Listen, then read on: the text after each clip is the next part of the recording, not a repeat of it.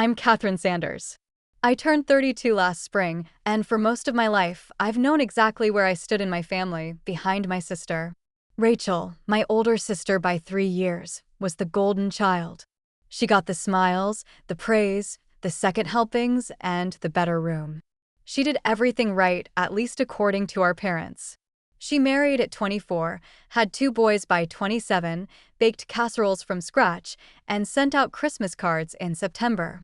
And me? I stayed single, focused on my career, and rented a quiet apartment across town where no one asked why I still hadn't settled down. I had a 401k, a Roth IRA, and no intention of asking anyone for help. Apparently, those things don't count when you're not wearing a ring. My parents, Linda and Jerry, never said it outright, but their questions always carried weight. Don't you want children before it's too late? Your sister's boys are growing so fast. It's a shame they don't have cousins. You're still in that apartment, huh? I learned to nod and change the subject. I used to think that if I worked hard enough, maybe they'd finally see me the way they saw Rachel. But the truth settled in slowly, like dust you stop noticing on the shelves. I wasn't the daughter they bragged about. I was the one they assumed would be fine no matter what. Still, I never complained. I visited on holidays, helped fix the Wi-Fi, brought wine when they forgot birthdays, mine included. And for the most part, I kept my distance. It felt safer that way. I didn't know back then that distance wouldn't be enough. That one day, they'd try to pull me in so tightly I'd barely recognize myself. Rachel's picture-perfect life began to come apart the way fine china does, quietly at first, then all at once. Her husband, David, had been cheating for years. She found the messages by accident. Or maybe she was finally ready to stop pretending she didn't see what had been there all along. When she filed for divorce, no one blamed her, not even our parents. David disappeared shortly after. No child support. No apology. Just gone. Rachel was left with 2 boys, Ethan and Jamie, and a stack of bills she couldn't carry alone. Our parents were supportive in words, but their savings were tied up in retirement plans and sentiment. Rachel moved into a 2-bedroom apartment, where the boys shared a room and the wallpaper peeled in the corners. I didn't think twice. I paid her attorney's retainer. I covered 6 months of rent when her part-time hours at the community center weren't enough. I even watched the kids a few weekends so she could breathe. I never brought it up, never expected anything back. I loved my nephews. And Rachel, for all her past glory, looked broken. Like someone who wasn't used to asking for help and hated needing it. Still, I thought maybe now our parents would see the truth. Maybe this time, they'd understand I wasn't the one with something to prove. They didn't. Instead, every conversation with Mom began with an update on Rachel's pain, followed by a question about whether I was seeing anyone yet. I kept quiet, helped where I could, and told myself family meant showing up, even when you were tired of being invisible. But the thing about always being the responsible one is that eventually, people stop seeing your help as a gift. They start treating it like a given. It was a Wednesday when my mother called. "Catherine, honey, we have such good news. Can you come by tonight?" Her voice had a brightness I hadn't heard in months, maybe years. I thought for a second that David had resurfaced, that the courts had finally found him, or that Rachel's life had turned a corner. "Is it about the boys? Or the child support?" I asked. No, even better," she said. "Just come over. Your father's already home, and Rachel will be here, too." I drove across town after work, tired but curious. There was something off about her tone, too rehearsed, too smooth. But I told myself not to overthink it. Maybe, for once, it really was good news. When I walked into the living room, they were already seated, Dad in the recliner, Mom perched on the edge of the couch, Rachel beside her, smiling nervously. On the coffee table sat a manila folder. "There she is," Dad said, standing to hug me, then handing me the folder. "Take a look." Inside was a stack of documents heavy with legal language and real estate logos. At the top, mortgage agreement. "What is this?" I asked. "It's for Rachel's new house," Mom beamed. "We use most of our savings and some of the retirement for the down payment. Isn't it wonderful?" I blinked. "You bought a house?" "Yes," she said. "A lovely place. 3 bedrooms. Big yard for the boys. They need stability. This apartment just isn't enough."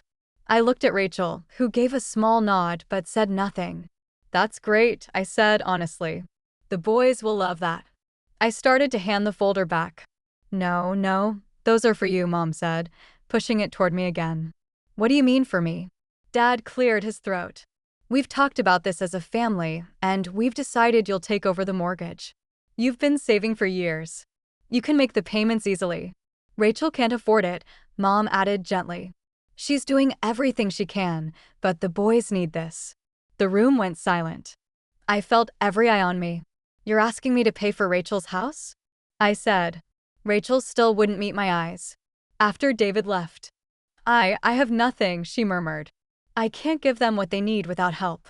I looked back at the mortgage. The amount was staggering. I already paid for her divorce, I said quietly, and half a year of rent. I've been saving for 10 years for my own home. Sweetheart, Mom said, reaching for my hand. We raised you. We've done so much. Isn't it time to give back? I stood up, heart pounding. You bought a house, knowing she couldn't afford it, because you assumed I'd cover it. Dad didn't deny it. You don't have a husband or children, he said flatly. I'm not doing this, I said. This isn't help.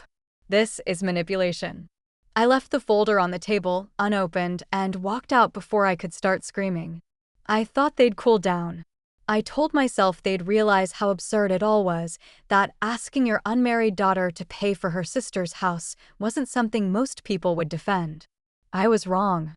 The first call came that Saturday from my cousin Tiffany, someone I hadn't seen since Grandpa's funeral. April told me what happened, she said. No hello, no pause. I can't believe you're being so cold. Excuse me? I asked. Rachel's a single mom, Catherine. Those boys are your nephews. You're sitting on all that money and won't help. I gripped the counter.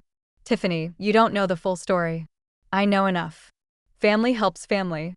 Before I could respond, she added, Rachel would do the same for you. I almost laughed, bitter, involuntary. No, she wouldn't, I said quietly. You're unbelievable, she snapped, then hung up. The text started after that. Then voicemails. People I barely knew, Uncle Don, Jessica, a cousin I hadn't spoken to in years, piling on. The messages blurred together. You're selfish. They raised you. She has children. You don't. What struck me most wasn't the anger. It was the certainty, as if they knew, beyond doubt, that I was wrong. That because I hadn't built a family of my own, I was now fair game to fund someone else's. The worst came from Aunt Pat, my mom's older sister. She called during dinner. I just want to talk some sense into you, she said in that sugary tone she'd perfected. You're not getting younger, Catherine. Who knows if you'll ever have children? At least this way, you'd be contributing to your family's future. So, because I'm single, I said, I owe Rachel a house? Oh, don't be dramatic. They need help. And you, well, you're in a position to give it.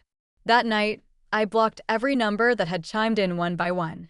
If they couldn't respect my boundaries, they didn't deserve my peace. And deep down, I knew something I hadn't wanted to admit. This wasn't about the house. It never was. 2 months passed. I didn't hear from my parents, Rachel, or anyone else I hadn't already blocked. I poured myself into work, walked in the mornings, let silence become something close to peace. Then the envelope arrived. It came on a Thursday, thick, official-looking. I thought it was insurance paperwork at first. But when I opened it, my stomach dropped. They were suing me. Linda and Jerry Sanders. My parents had filed a formal civil claim.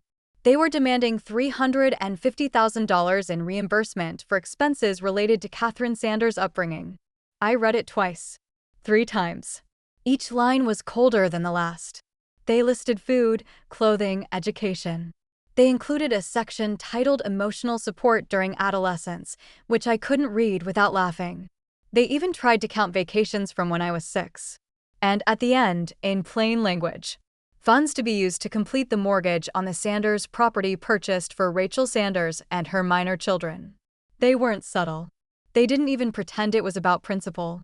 I called the best lawyer I could find. Jennifer Madsen met with me the next day. She wore glasses, spoke like she'd seen worse, and didn't blink once while I explained everything. They have no legal right to your money, she said flatly, flipping through the packet. Parents are obligated to provide for their minor children. There's no legal expectation of repayment. So why sue me? I asked. Jennifer shrugged. Pressure tactic. They think you'll give in to avoid court, or they genuinely believe you owe them. I felt numb, then angry, then ashamed for feeling either. Over the next 3 weeks, I gathered everything, proof of the $7,200 I'd paid for Rachel's rent, the $5,500 check to her divorce attorney, bank transfers to my parents over the years, $500 here, $1,000 there. Text from my mother asking for just a little help when Dad's pension fell short. I found receipts I didn't remember keeping, pulled records from old email accounts. Every line was a memory I hadn't asked to revisit. When the court date came, I wore gray slacks and a blouse my grandmother had given me years ago. I brought only what I needed and Walter and Maggie, who showed up in quiet defiance of their own daughter. Grandma squeezed my hand. "What they're doing isn't right," she whispered. "But you already know that." Across the aisle, my parents sat with Rachel beside them. She looked anywhere but at me. I told myself to breathe, not to hope. This wasn't about changing their minds, it was about proving mine still mattered. The courtroom was colder than it should have been in the middle of summer. The walls were beige, the carpet thin. I remember wondering who had picked the chairs, hard plastic, unyielding like they were built to punish waiting. My parents sat on the left, Rachel between them. Aunts and uncles behind, people who hadn't sent me a birthday card in years, now here to support the family. On my side sat just two, Grandpa Walt and Grandma Maggie. She wore a brooch I hadn't seen since I was a child. When she leaned over to squeeze my hand, I almost broke. Then the judge walked in. He looked to be in his 60s, gray at the temples, glasses low on his nose. The kind of man who didn't rush to speak because he'd already heard every kind of lie. My father stood first. "Your Honor," he began, "we're not unreasonable people. But we invested our lives, our money, our time into raising Catherine.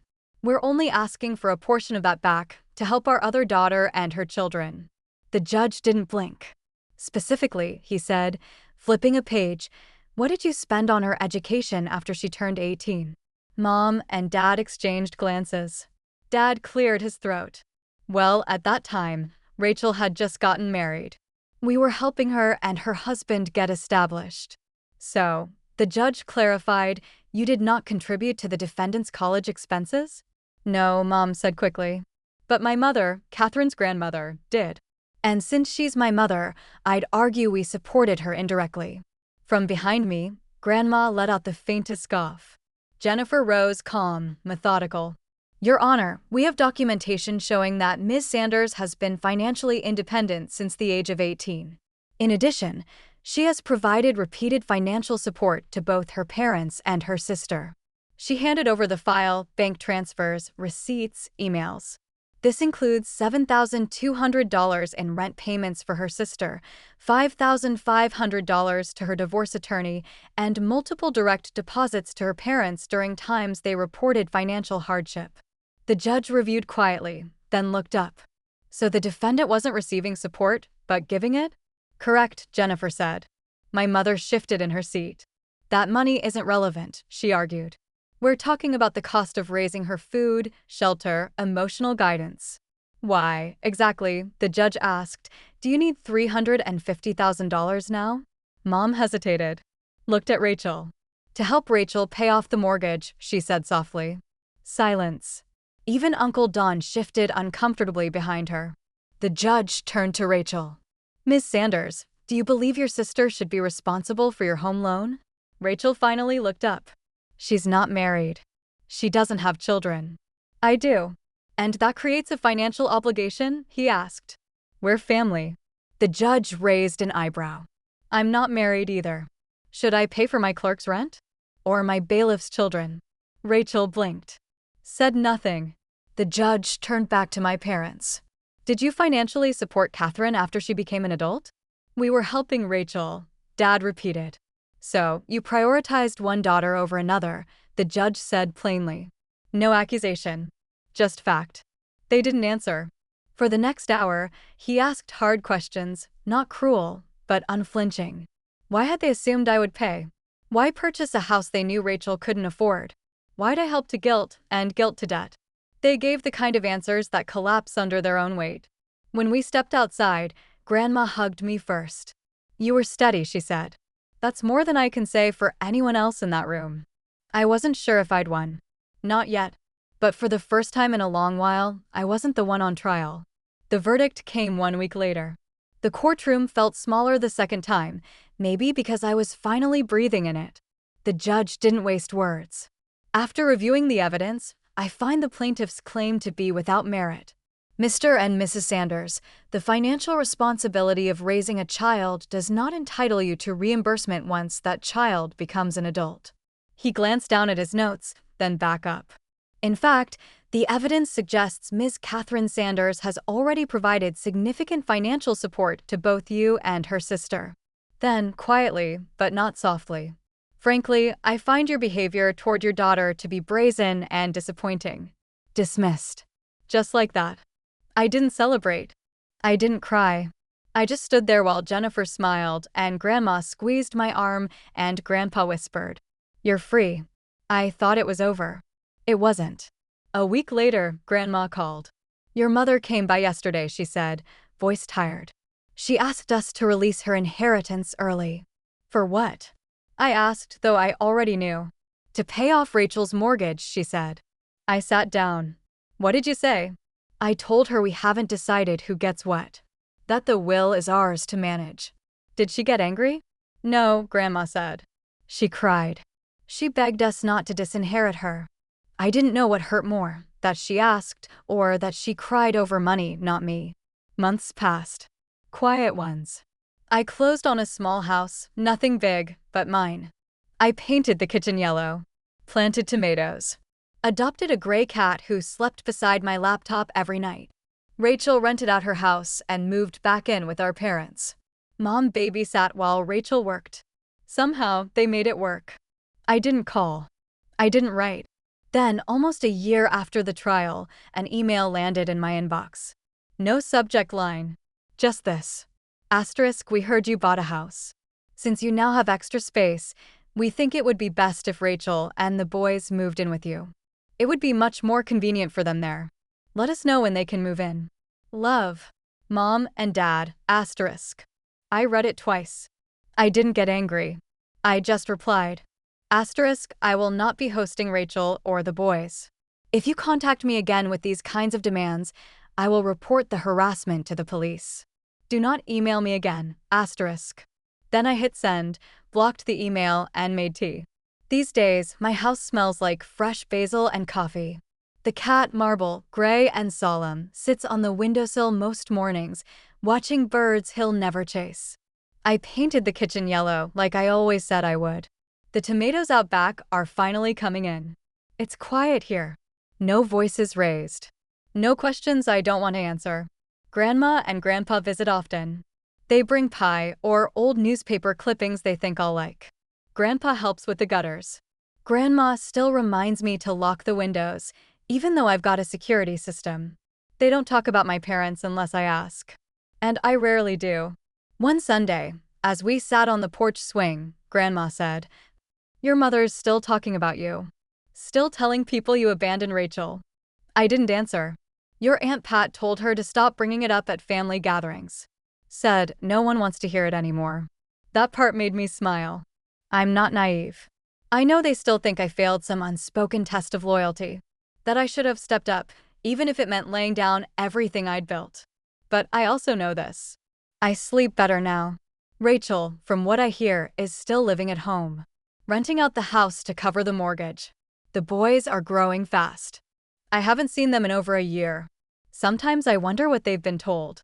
Sometimes I wonder if they'll ever reach out. But I don't wait for it. I'm dating someone, Mark. Kind, with a laugh that feels like space being made. He doesn't ask about my family. Not yet. And I don't offer. Some ties don't need explaining. Some ties don't need mending. Every once in a while, I feel that ache of what could have been. If they'd ever seen me as more than spare parts. If love hadn't come with fine print. But I don't regret saying no. Not anymore. Because peace, I've learned, isn't given. It's claimed.